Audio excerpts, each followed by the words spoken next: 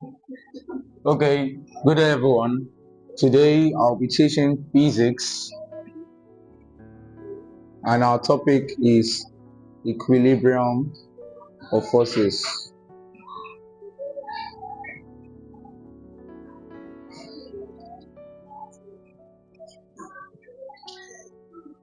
Okay, before I proceed, I would like to define equilibrium. Now, we know that a body is said to be in equilibrium when it is not accelerated. What do I mean by accelerated? I mean when there is no net force acting upon it in any direction. We have the static equilibrium and the dynamic equilibrium. Static equilibrium means when a body is at perfect rest. I mean no movement, no rotation. This is also caused by when two forces are pushing it in the same direction. I mean a force in one direction and a force at an opposite direction acting upon it at the same time. This will result in a body being in static equilibrium. We have thus, I mean a force of 5 Newton and another force of 5 Newton. Since this force of 5 Newton is pushing it in this direction and another force of 5 Newton is pushing it in the other direction, because the forces are equal, the body remains at rest. Or when a body, if this body was to rotate of 5 Newton and 5 Newton,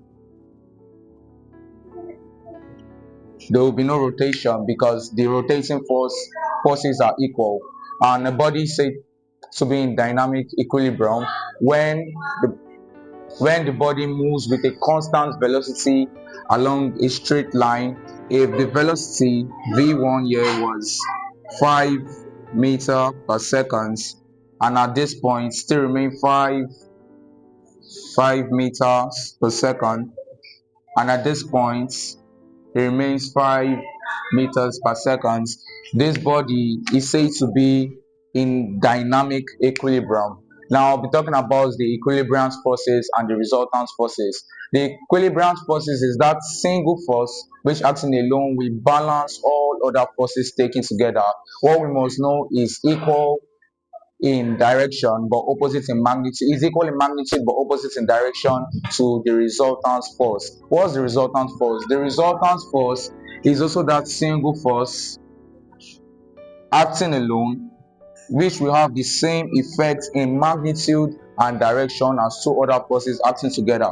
I mean a force of, let's say a force of 10 Newton and 5 Newton acting. The resultant force will be these two forces because we have the same effect in magnitude and direction as these two other forces acting together.